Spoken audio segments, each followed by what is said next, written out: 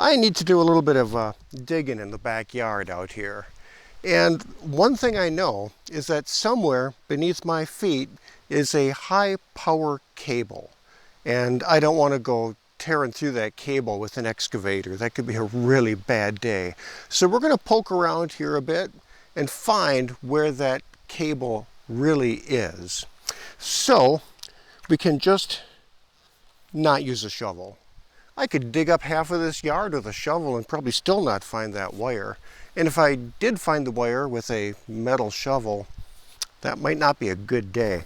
So I'm going to just put that guy aside, grab a different tool. I'm going to use this tool right here. This is a radio receiver that receives a trace signal that I've put into the wire. Now, when it receives the trace signal, if it sees the signal, it's going to put out a tone that indicates that it's found the signal, and it's going to be turning on into a pretty sensitive mode, so it's probably going to sense the signal being blasted all around this area. And as I move this device around, the pitch of that tone is going to change depending upon the strength that it detects the signal at. The closer I am to the wire, the greater the signal strength and the higher the pitch tone. I can adjust the sensitivity of this unit and also the transmitter unit. I can adjust the amount of energy it pushes into the line. So I set things to a pretty high amount of energy going into the line and a pretty sensitive receiver to kind of get myself in the ballpark and find the signal. And then once we find the cable, we can turn the drive down and turn the sensitivity down so that it gets a little bit more of a pinpoint accurate reading. But let's scope around here and see if we can figure out just where that cable is located. So we'll turn the receiver on. I've already got the signal injector turned on and injecting a signal into the underground wire. Just hold that button down for a minute. Oh, and we hear that it's already ringing. If I walk away, you can hear the pitch changing, meaning that the signal is getting weaker and weaker. And so I'm obviously going in the wrong direction. So it's closer up here than it is back there. Oh, it's getting stronger and stronger and stronger. Even stronger yet. Getting a little weaker. And so maybe what I should do is turn the sensitivity down a little bit.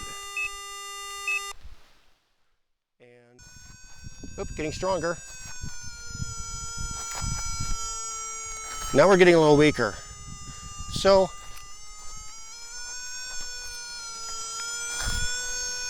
looks like right about there is where our cable is. Yep. Down. So our cable is right about this spot here. Plus or minus maybe a foot or two, but this gets me pretty darn close.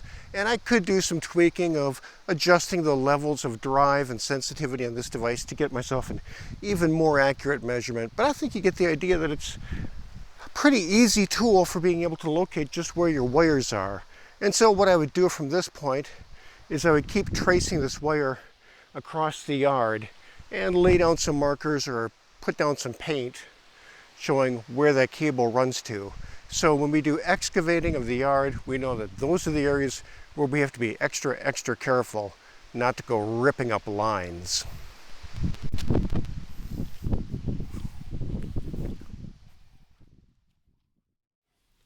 Well, that made finding my underground line easy and fast, pretty accurate. But of course there are limitations. That was my line, so I was able to inject a signal into it and trace it out pretty easily.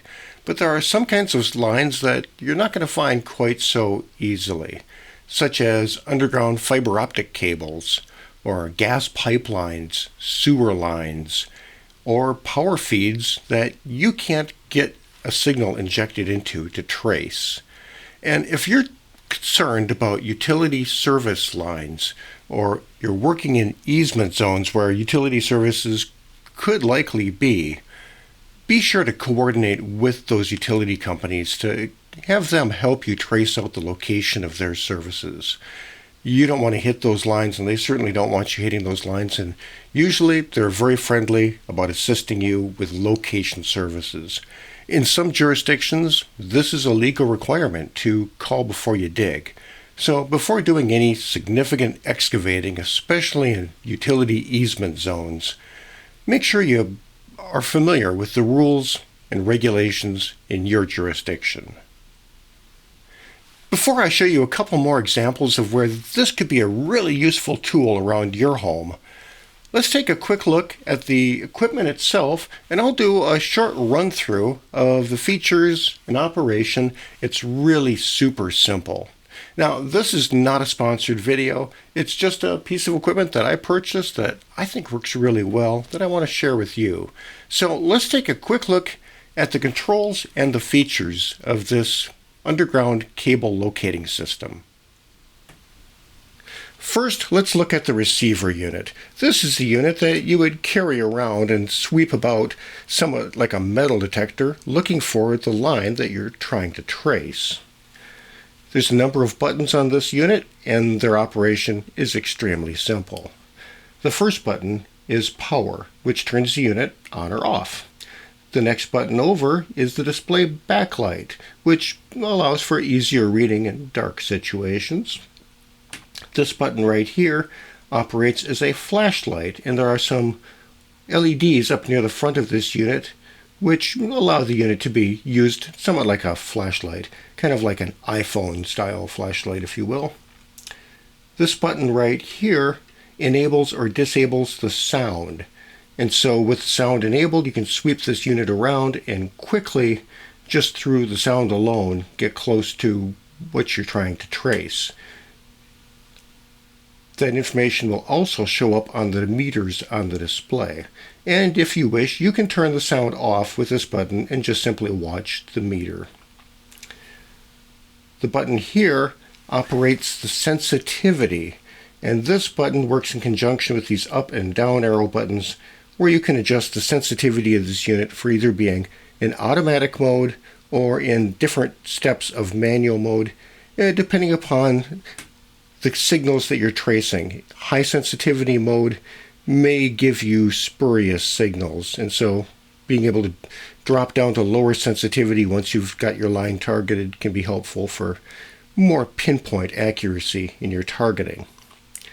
This button down on the lower corner here on the left switches the mode of this device from being a receiver that is looking for this unit's companion trace signal, or it can just look for standard household AC electrical fields.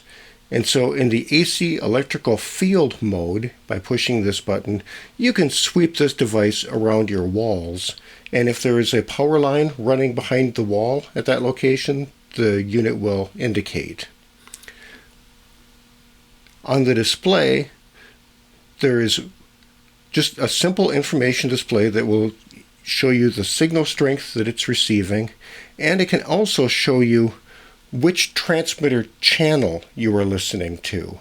So in your trace unit, you can send that out as a trace on signal A, B, C, and this unit will tell you which transmitter sent out that signal.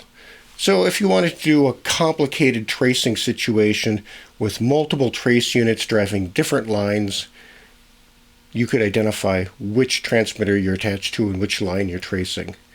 In my applications, I'm just tracing from one single transmitter unit, and that's not really an issue for me. So that's the basic operations of the receiver module. Extremely simple. Basically, turn it on and sweep around. Here we have the companion signal generator, the transmitter unit that injects the trace signal into the wire that we are trying to trace. It's as easy as the receiver to operate. It's a very simple operation. This button right here turns the unit on or off. This button right over here enables or disables the output signal that drives the line. Then we have this button, which turns on or off a LED flashlight function. There are some LEDs at the front of this unit, so if you're digging around in a dark area, there's a convenient built-in flashlight for you. This button on the other side turns on or off the display backlight and or the beeps and warning tones that this device can make. Then we have the code set button, which is used if you had a complicated setup where you wanted to use multiple transmitter units at the same time to trace down a bunch of different wires, and you could set this transmitter to be code A, for example, and the next one to be code B. Then when you are tracing the lines, the line tracer tool will identify which transmitter is sending out the signal. So you can trace multiple lines simultaneously with multiple transmitters and identify which transmitter is associated with which circuits. In my case, I just have a single transmitter, a single receiver, and it doesn't really matter which code it's running on. This button right here, in conjunction with the up and down arrow keys, adjusts the sensitivity or the amount of power that this unit pushes into the line with its trace signal. If you're looking for a line that's buried particularly deep or is very long, you might want to turn that power up. On the other hand, if you are not going a long distance, or maybe you have lots of wires in a bundle and you don't want to blast a whole bunch of energy into it and get all of those wires kind of ringing with signal, you can turn the energy level down so it makes it easier to trace specifically which wire has a signal on it rather than getting a whole bunch of trace signal kind of blasted out into your local environment that you have to suss out. So you can turn up or down the amount of signal drive with that control. On the display, there's a fairly simplistic display that indicates whether or not it's operating and how much push of energy you're putting into the line. The display also includes a voltmeter. So when you tap onto a line, it will tell you if it's sensing AC or DC voltage and how much. Their recommendation is that it works best if you are on an unpowered line. But you can trace powered circuits, and if you get onto a powered circuit with the test probes here, it will show you what the voltage is. That's also a good indication that you have made a solid connection with your probes onto the line you're about to trace. It comes with a couple of standard meter type wires and probes, both in a pin style and an alligator clip style. And for doing outdoor underground wire tracing through the dirt, they also give you a nice ground spike here. So you could apply one of your test probes to the ground spike for ground, and then the hot probe onto the wire that you're trying to trace. This is not a sponsored video. It's just a piece of equipment that I purchased because I had a need, and I think it works really well. And so if you need to chase down underground lines around your house, or wiring through your house, or if you're trying to chase down where a break is in an extra long cable, well, this might be the tool for you. And if you're interested in picking one up for yourselves, please scroll down underneath this video and you'll find a purchase link to Amazon where you can grab one for yourself. This is a tool I've wanted to get for quite a while, even though I don't have to locate very many underground lines.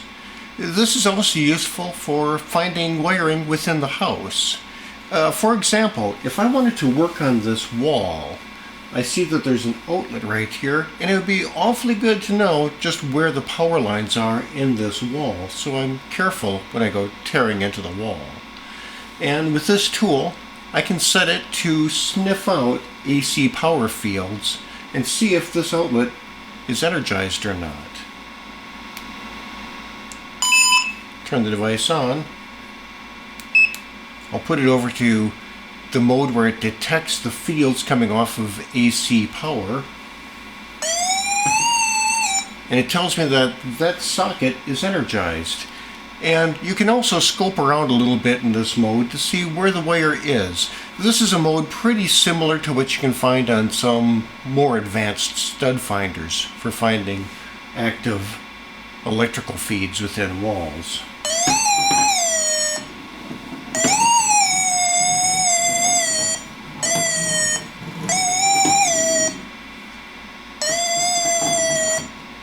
Now if I really want to be able to trace where the wires are in the wall, As you can see, just doing it via the AC field detection, it isn't super sensitive, it isn't super accurate, but it will tell me if the outlet is hot. But if I want to have a little better view of what's really going on in the wall, I'll put the trace tone generator onto that outlet and insert a trace signal. So I've set the generator to run at its lowest drive level, so I don't blast a whole bunch of trace signal into the wall. Hopefully enough, though.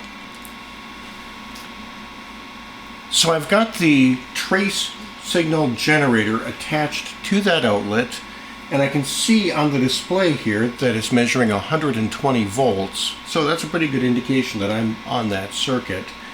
And I've set the trace signal power level to be pretty low so I don't splatter tons of trace signal everywhere and make it hard to detect. Then likewise, I've grabbed the receiver and I've set its sensitivity to be fairly low as well, and I should be able to sense where the trace signal is and get a relative clue as to where the wiring is going in the wall. So as I bring this closer, it starts picking up the signal, and the higher the pitch, the stronger the signal.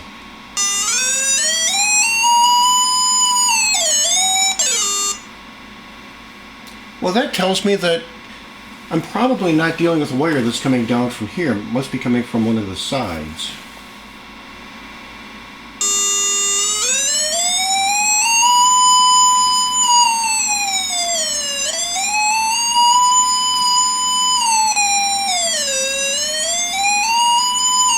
Well, that's curious, isn't it? Maybe the wire's coming from the bottom up.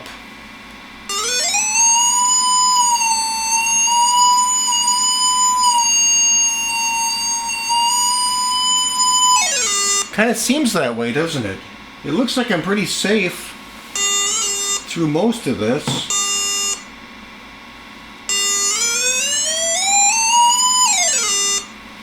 Okay, so with this tool I can scan around the wall to see what the likelihood is that there's one of these wires in that vicinity, so I know if I need to be extra careful or not when I go cutting into that part of the wall.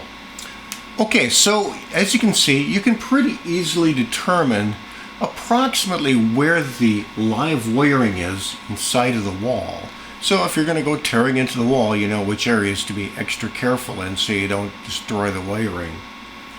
Now, the first thing that I would probably do before cutting into the wall or working on any of this wiring is to go turn off this circuit at the breaker panel. And many times that's no big deal. You know what circuit it is in the breaker panel, but sometimes you don't. And if I didn't know what circuit this was on the breaker panel, what I would normally do is I would just start turning off breakers until this circuit becomes de-energized, and then you know you got the right one. Of course, just going through the breaker panel and starting to shut off breakers can be pretty disruptive to anybody else in the building. And if you have some kids playing Xbox, they might get pretty upset if you just kill them in the middle of their game. Or maybe you've got some equipment like computer servers that, well, you'd rather not just drop the power on. So it sure would be nice if we could identify which breaker this circuit is on so we don't have to be really disruptive with all the other circuits in the house. And again, we can use these tools for that job. I'm injecting a signal into this line, and I've turned the level of that injection down quite a bit, and so it should be sending a signal all the way through the building over to the breaker box, and then I can take the receiver module and just scan through those breakers and determine which breaker is attached to this feed. Let's go take a look at that. So here's the breaker panel, and we know that we've put a trace signal into one of these breakers coming in, but of course that trace signal is going to bounce around the internals of the panel and not be absolutely precise. So I'm going to take the receiver tool, and there's a little meter on the display here which I'll be reading to see which breaker is giving me the highest signal level reading, which is probably going to be associated with the line that I'm driving.